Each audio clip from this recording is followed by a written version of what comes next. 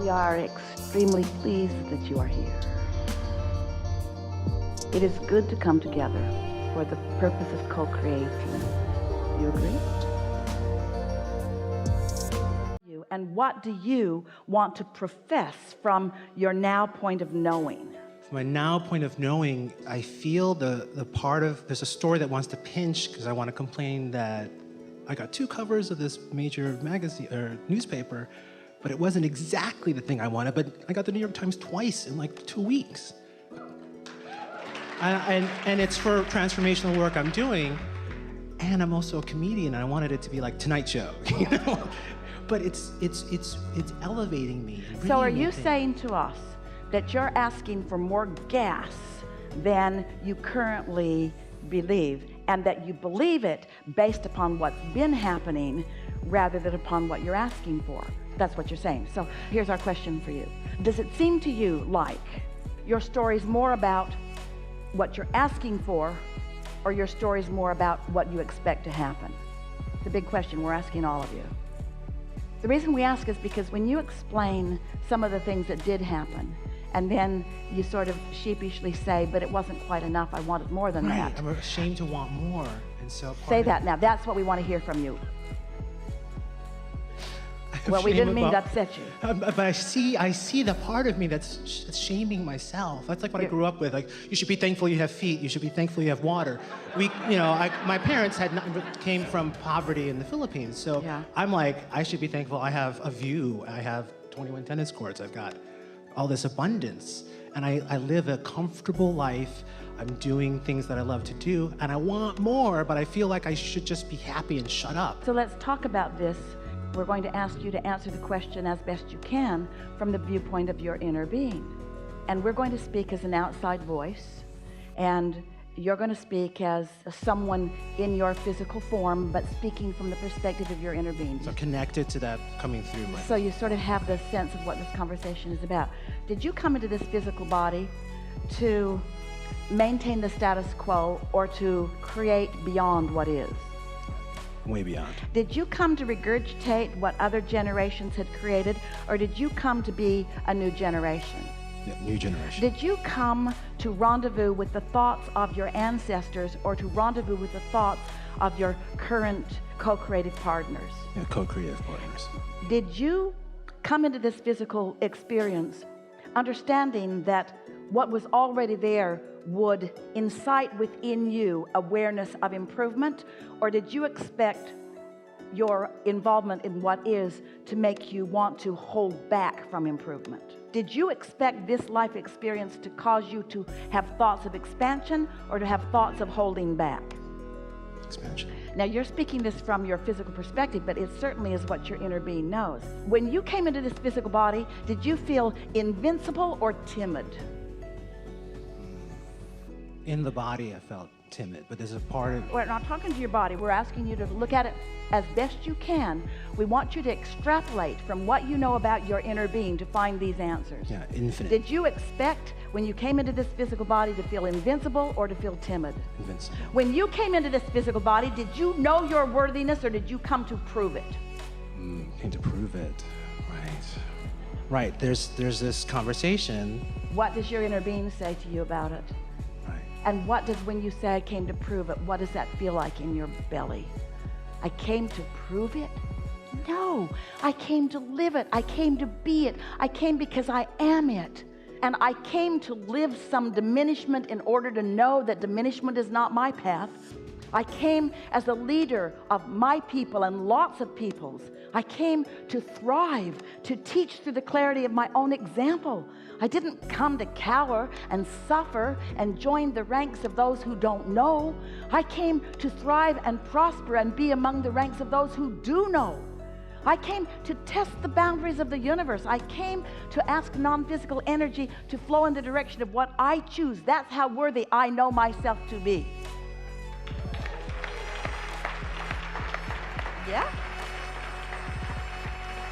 So it's no wonder that when you come across a thought that I should not light up a fire feature, I shouldn't do it, that's asking a lot. It's 20 feet long and the flames are this high. It's like Disneyland. not really. It's just so beautiful, and it wastes gas. Nobody's cooking over it. It's not warming anyone. It's just out there in the atmosphere. It's there for only one reason: my pleasure.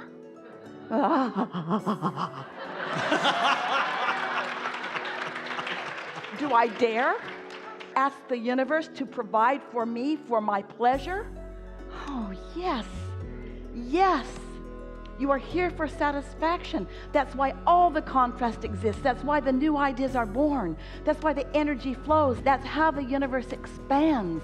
If it were not for your ability to compare and decide and desire, there would be nothing new that is moving, and all would cease to be. You must continue to expand. It is your birthright. It is your responsibility. It is what you were born for.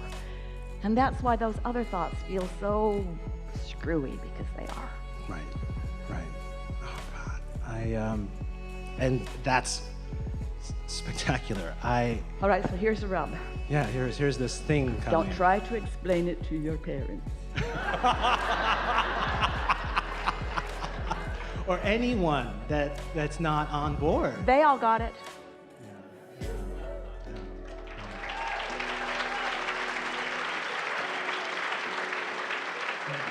So we want you to adapt to your own guidance system and to the feeling of satisfaction. We want you to begin to identify and isolate what the feeling of satisfaction feels like. We want you to begin to identify and isolate what the feeling of satisfaction feels like, so that you can tell when you're on the right track and when you're not. Because if there are so many people clamoring to get you to not turn on your fire feature, just don't turn it on. Don't turn it on. But the potential of it is so real, but don't turn it on. It makes your house howl. Don't turn it on. Don't let yourself want that. That's too much to want. Right. Stop wanting so much. Stop wanting it. Good luck with that. You think, if Esther had said, okay, I'll just never turn that on, it's okay. Every day she'd look out there and she'd think, you should be on fire. You just look stupid. You look like a flower bed with no flowers. Maybe I could take the lava rock out and the pipes out and put dirt in and put flowers in it. Not now I've seen fire. It's called a fire feature. It's not called a fireless feature. It's not called a takes too much gas feature. It's not a I settled feature. It's not a I'll settle for less than I desire feature. It's that I will live up to the potential of that which I am. And if this time-space reality has the wherewithal to give me a desire, it has the wherewithal to provide the resources for me to live it fully, and I deserve it. And I deserve it. And I deserve it.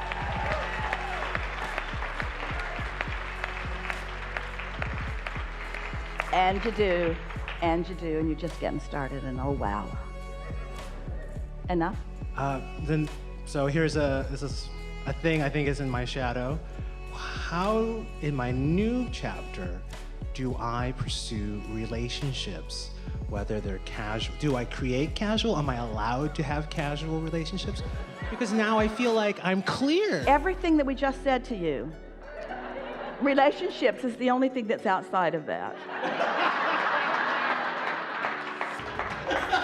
You're allowed everything you want except with relationships. And with relationships, you must settle for things you don't want. Every relationship you have should suck from now on. And if there's anything that you think you really want, get over it, because you're not going to have it. Now, see how ridiculous that sounds? Yes. Oh my God. Thank you so much. Awesome. Thank you. Yeah.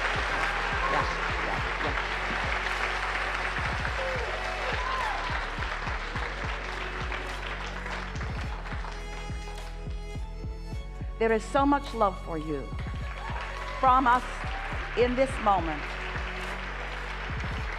Take it easy. There is great love here for you. And for now, we are complete.